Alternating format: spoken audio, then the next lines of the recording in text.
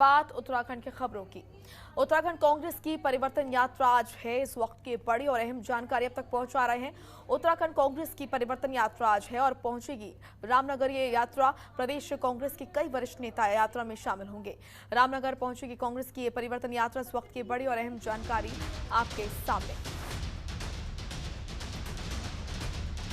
तो रामनगर पहुंचेगी कांग्रेस की ये परिवर्तन यात्रा। 2022 चुनाव को लेकर जनता से सीधा जुड़ने की कोशिश में है कांग्रेस। अपनी खोई हुई जमीन को वापस पाने के लिए लगातार कांग्रेस की तरफ से प्रयास किए जा रहे हैं।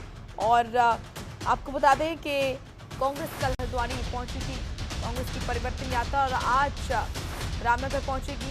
तो ये इस वक्त की बड़ी और अहम जानकारी आपके सामने। प्रदेश कांग्रेस के कई नेता इसमें शामिल होंगे। तो कांग्रेस की परिवर्तन यात्रा लगातार जारी है। 2022 के विधानसभा चुनाव को लेकर जनता से सीधे जुड़ने की तैयारी है कांग्रेस की। कल हल्द्वानी पहुंची थी कांग्रेस की परिवर्तन यात्रा और आज रामनगर पहुंचेगी।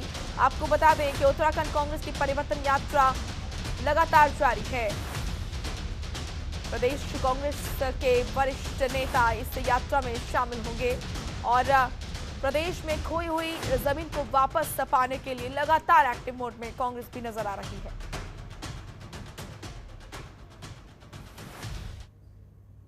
इस खबर पर सुरेंद्र ढाका हमारे साथ जुड़ चुके हैं ज्यादा जानकारी के साथ। सुरेंद्र, लगातार हम देख रहे हैं कि एक्टिव मोड में प्रदेश में नजर आ रही है कांग्रेस और परिवर्तन यात्रा की अगर हम बात करें तो क्या अपडेट फिलहाल परिवर्तन यात्रा को लेकर, क्या पूरा शेड्यूल है आज की इस परिवर्तन यात्रा का?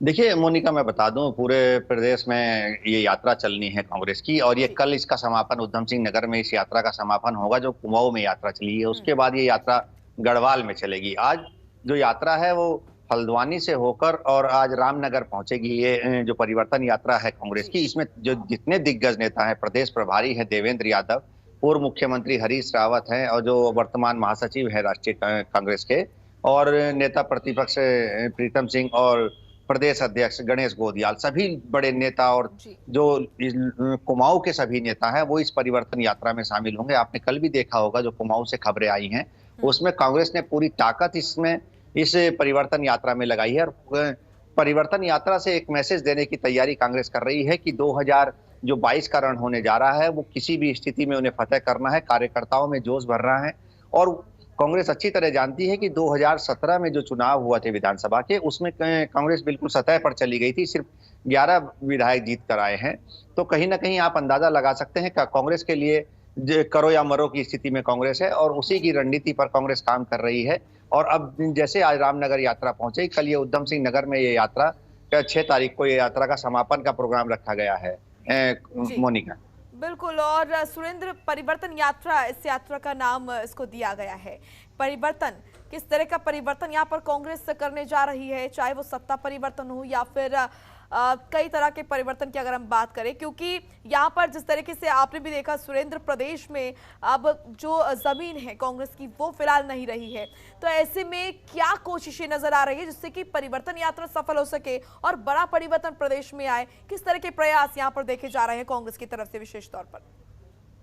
देखिए मोनिका, सबसे बड़ी बात है, कई मुद्दे हैं जिन पर कांग्रेस ने भारतीय जनता पार्टी को घेर लिया है। पूरे देश में किसानों का मुद्दा सर्वोपरि है और किसान लगातार आक्रामक हैं। आज एक पंचायत मुजफ्फरनगर में चल रही है, किसानों की जो सर्व पंचायतें किसानों की रखी गई है, उसमें सभी पूरे देश से किसान आज उस पंचायत में पहुंच रहे हैं। उसके बाद ये बेरोजगारी का मुद्दा है और जिस तरह मुख्यमंत्री बदले गए हैं, तो कांग्रेस कहीं ना कहीं लगातार इन कटाक्ष कर रही है और कांग्रेस लगातार एक मैसेज देने का काम कर रही है कि कोई मुख्यमंत्री काम नहीं कर पाया, तभी लगातार मुख्यमंत्री बदले गए हैं। तो आप अंदाजा लगा सकते हैं कांग्रेस के पास मुद्दे हैं और बीजेपी के कांग्रेस ही जानती है कि बीजेपी की एंटी इनकम्बेंसी भी प्रदेश में है। तो दोनों को कैश करना, सभी मुद्दों को कैश करना, एंटी इनकम्बेंसी को कैश करना और लोगों को अपने साथ जोड़ना कांग्रेस के लिए चुनौती बना है, जिसको कांग्रेस लगातार प्रदेश भर में घूम के एक मैसेज देने की तैयारी कर रही है। हालांकि पूर्व मुख्यमंत्री हरीश रावत है, उनका एक राजनीति में अपना बड़ा कद है, बहुत बड़ा अनुभव उनके पास है। उसी अनुभव को कैश करने की तैयारी कांग्रेस ने कर ली है और कांग्रेस बहुत जल्द और यात्राएं और इस तरह के मुद्दे लेकर सड़कों पर दिखाई देगी। मोनिका, बिल्कुल। और आगे की अगर शेड्यूल की बात करें सुरेंद्र, तो किस तरह का क्या कुछ शेड्यूल है आगे का इस परिवर्तन यात्रा का, और कौन कौन से वो बड़े नेता हैं जो कि इस यात्रा में शामिल होंगे? और अगर बात की जाए सुरेंद्र, आम जनता की किस तरह का सहयोग या फिर किस तरह की प्रतिक्रिया आम जनता की तरफ से मिल रही है? क्या असर पड़ता हुआ नजर आ रहा है इस परिवर्तन यात्रा से? देखिए मोनिका, एक चीज समझनी होगी, उत्तराखंड बने 20 साल हो गए हैं और अब कभी भी कोई पार्टी दोबारा रिपीट नहीं कर पाई है। ये बात कांग्रेस भी जानती है कि कोई भी पार्टी जो भी सत्ता में होती है उसे यहाँ की जनता बेदखल कर देती है सत्ता से, और दूसरी बार वो सत्ता में नहीं आती है। तो एक बार कांग्रेस एक बार बीजेपी का जो पैटर्न है वो जनता जानती है। और एक चीज और है, जिस तरह महंगाई बढ़ रही है, महंगाई और तेल के जो रेट बढ़ रहे हैं उसको लेकर भी जनता सवाल पूछ रही है। और इन्हीं सब मुद्दों को लेकर कांग्रेस चाहती है कि पब्लिक से संवाद बनाया जाए, लोगों के डोर टू डोर कैंपेनिंग की जाए, ताकि जो लोगों को ज्यादा से ज्यादा पार्टी के साथ जोड़ा जा सके और जिस तरह कांग्रेस की 2017 में हार हुई है उससे बचा जा सके।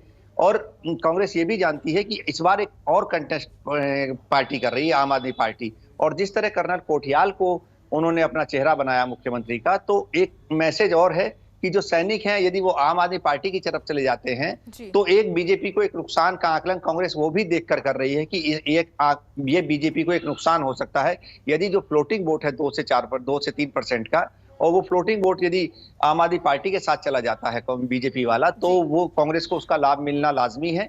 और कांग्रेस इसी रणनीति पर काम कर रही है। आप देखेंगे लगातार हरीश रावत सरकार पर हमलावर है। उन्होंने एक बात और कही है कि अब जो सत्तारूढ़ पार्टी है, उन्होंने सत्तारूढ़ पार्टी पर आरोप लगाया है कि कुछ नेताओं पर वो इंक में तेजाब मिलाकर हमला कर सकते हैं। उनसे हमने खुद पूछा था कि हरीश रावत से कि क्या आपके पास ऐसा कौन सा स्रोत है कि उन्हें एक नहीं कई लोगों ने आकर इस बारे में बताया है। तो हरीश रावत कह चुके हैं। तो अब उन्होंने एक प्रशासन के ऊपर भी और सरकार के ऊपर भी एक जिम्मेदारी तय कर दी है कि नेताओं की सुरक्षा को लेकर। तो हरीश रावत के इस तरह के बयान आना राजनीति में एक भूचाल लाने के समान होता है, क्योंकि राजनीति में हरीश रावत का कद बहुत बड़ा है, कद्दावार नेता माने जाते हैं और खांटी उत्तराखंड के नेता हैं। मोनिका, खबरों के निष्पक्ष विश्लेषण के लिए सब्सक्राइब करें Jantantra TV and press the bell icon. Never miss any update.